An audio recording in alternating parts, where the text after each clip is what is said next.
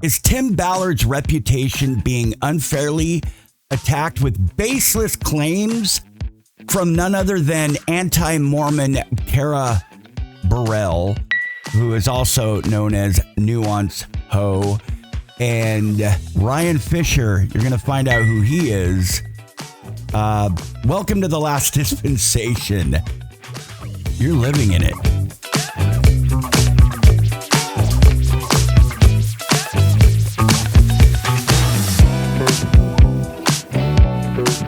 Folks, I gotta tell you, there is a video going on right now, and I think I might have been blocked from it, maybe not. I just couldn't find it again. Carah Burrell, known also as NUANCE Ho, I think she's changed her name, I don't know. But her and a guy that Tim knows very well are attacking Tim. They're attacking the video that I did with him that we took down, and they're attacking other things. And I'm telling you, this is baseless crap. Just like the anti-Mormon rhetoric that Carah likes to spew, and she gets all of these little minions around her on her comment section and watching the video that don't care about the truth. They don't. Remember, anti-Latter-day Saints don't care about truth anyway. They care about attacking the patriarchy and the narrative, and that's what Carah does. And Ryan Fisher, you're going to find out, is an opportunist and is a crook. And I didn't just get this from one person. I got this from many.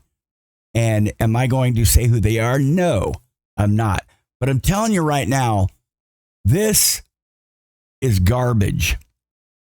Carah Burrell and Ryan Fisher, other AKA Rai, he knows that, have recently released a video. As we speak, it's going on right now, about Tim Ballard. Tim, you know, is the founder and former CEO of Operation Underground Railroad, an organization focused on, yes, combating child sex trafficking. Their video, well, there's a 15-minute one, I think. I think it's about 15 minutes, put out yesterday, sparked controversy. Actually, it didn't. It was boring. It was ding, ding, ding, nothing burgers. Well, I like cheese and condiments and all the fixings on my burger. There was nothing on, not even meat. But lots of criticism, empty criticism, particularly regarding claims and evidence they present. Let's talk about evidence, because they mention evidence a lot. And I'm going to get to who Ryan Fisher is here in a second. And this really isn't an attack on NUANCE Ho. She's a host, and she's also an opportunist when it comes to Latter-day Saint genre. But let's talk about evidence, because they claim there's so much evidence.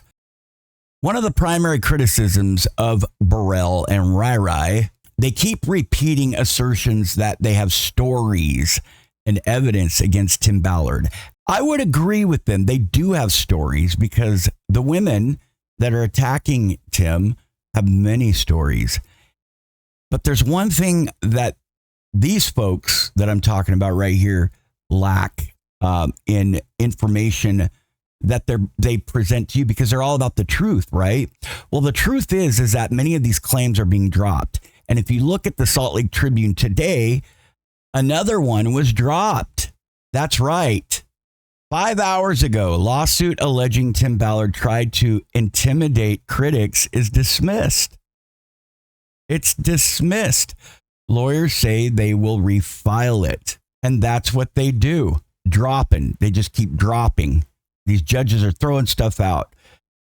It was the second suit against the Inspiration for Sound of Freedom to be dismissed. 3 others remain, including 2 that allege SA.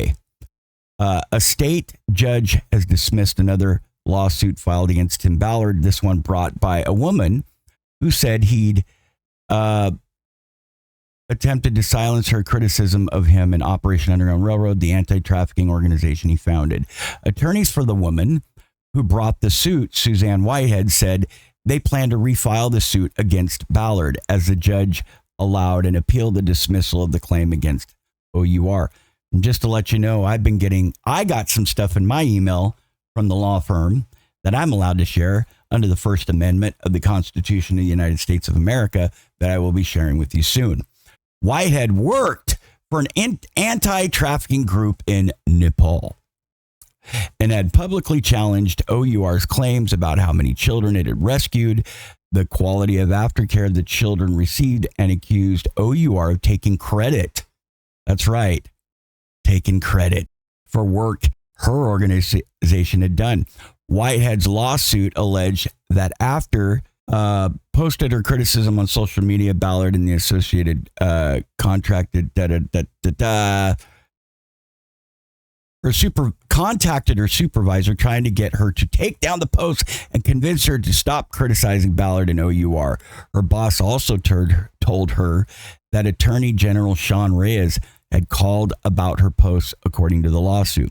Her lawsuit had originally named Reyes as a defendant, accusing him of using his position to intimidate her. But after Reyes apologized to Whitehead, she dropped her claims against him. Ballard's attorneys argued their client's conduct did not rise to the level of harassment or intimidation, and that Ballard can't be held responsible for the actions or statements of others, even if he could. The lawyers argued it did not rise to the level of outrageous behavior as defined by the law. So there it is there. There it is there, folks. Yes, the women have stories, but that's not evidence. And why is an attorney going to give these folks evidence like Carah and Ryan? Well, let's talk about what they think is evidence. This is a good point. In legal and public discourse, evidence is crucial, right? We know that to substantiate allegations. Are these people substantiating allegations? That is the question. The fact that accusations against Ballard have been dropped multiple times, like I just said, suggests that the evidence may not be as compelling as presented in Carah's. Did Timmy do that? What is it? Timmy did what? What did Timmy do? Okay, so yes, Carah loves her little play on words, right? Legal representation and confidentiality. The women making allegations against Ballard. Let's talk about legal representation, why that's important, and confidentiality, because Rai and Carah don't have that. The women that tell their stories, right? Because Carah and Rai said they have many stories, and allegations against Ballard are represented by legal counsel, which means that any substantial evidence typically be handled through legal counsel, not through them, and legal channels, rather than being publicly disclosed on social media or podcasts. This is crucial when it comes to confidentiality, folks. That's just the way it is in legal proceedings, and that ensures a fair trial to protect the privacy of all parties involved. The handling of these cases close to the chest by attorneys fully emphasizes the importance of proper legal processes over public speculation. Now we're going to talk about Ryan Fisher, Ryan's role and credibility. The people that I've talked to, and he knows in the Heartland community and all over the place, says Ryan does a lousy job. And he's not as close to Tim Ballard as he claims. There's a discrepancy, and it's either coming from Tim or it's coming from Ryan. Many friends and family have undermined the credibility of Rai that I've spoken to, and I'm business colleagues, former business colleagues. Now, you know that Ryan left the church. He doesn't believe in the Book of Mormon at all anymore. And it appears that Ryan's involvement and claims are highly exaggerated and misrepresented, brothers and sisters, big time. Big time. That adds to skepticism and just this lack of evidence and saying they have stories. Basically, they're serving up nothing burgers. That's the content that you're going to get. And while they're talking right now in the live video, we know that Tim's faced multiple accusations. He's been under scrutiny. There's a video coming out. I did an interview with Catherine. That'll be out hopefully today. There is no doubt that Tim has had a shadow cast over his work. No doubt. And there's no doubt that a request for comment was given to Vice News, which is going under as we speak. They're out of business practically. There's no doubt. But there are some nuances there as well that we will be hearing about soon. And Tim has, that hurt him bad. But as far as Carah, Burrell, Nuance Ho, a.k.a. Nuance Ho, and Ryan Fisher, a.k.a. Rai, I think the videos that they're putting out and that they plan, and be careful, Carah, I don't think you know who you're getting involved with. But that's not coming from me. That's coming from people that I've talked to. What you guys are presenting lacks of concrete evidence and credibility surrounding some of the individuals involved. And this is serious stuff. It makes it difficult, after what I've explained about legal counsel, to take your guys' claims at face value. It just doesn't happen. And I know I've put out videos where I'm asking people to take me at face value. But there's a difference. You guys are claiming that somebody has done something. Tim's counsel has evidence that these women have done things to make it look like they have been victims and are not, and were not, according to this evidence. Legal processes and proper channels should be followed, and they're not on your podcast to ensure that justice is served. Public discourse should be based on real, substantiated, verified facts rather than speculation. But I'm not done. In other words, it requires careful examination of all the available evidence and testimonies. But let's talk about how Tim met Ryan. Tim was a former CIA analyst and Homeland Security special agent. He rescued children for 12 years. He's widely known for that. He's widely known for founding Operation Underground Railroad, an organization dedicated to combating human trafficking, especially with children. Ryan Fisher is a videographer and public speaker. They initially collaborated. For instance, the American Covenant Tour, where Ballard delivered lectures and Fisher managed logistics. Remember that, because that's key right there. Here's the genesis, folks. The friction between him and Rai began when the latter suggested creating a docuseries that is Ryan. But this isn't something that Tim didn't think about for many years. He rescued children for 12 years in Homeland Security before Ryan even got involved. According to many, all right, and these are this is alleged, okay, I'll give you that.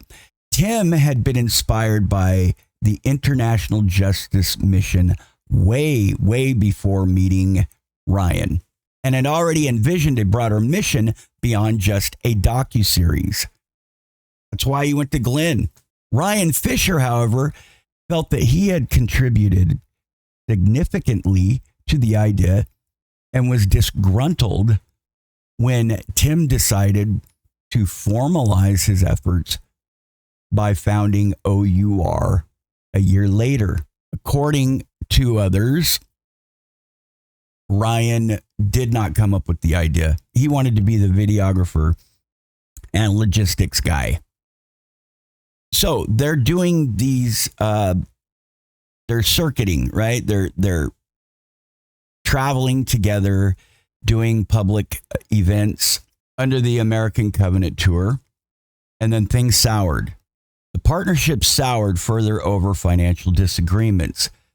Fisher allegedly began to pay himself for his work, which was supposed to be equally split between him and Tim. This led to accusations of Fisher misappropriating funds, resulting in Ballard terminating their collaboration.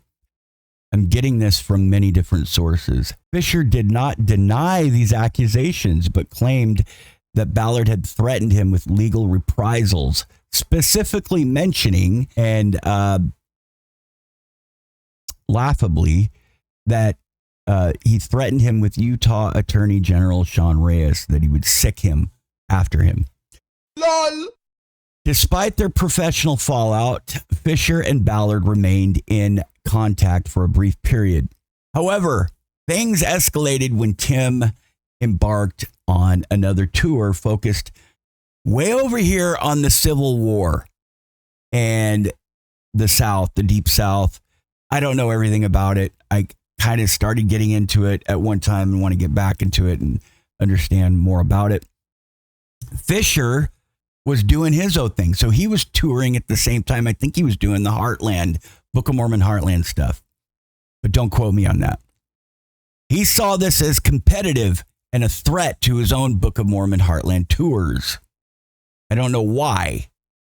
He was angry. Tim's star was rising and his fizzled, or his was overshadowed by Tim's efforts.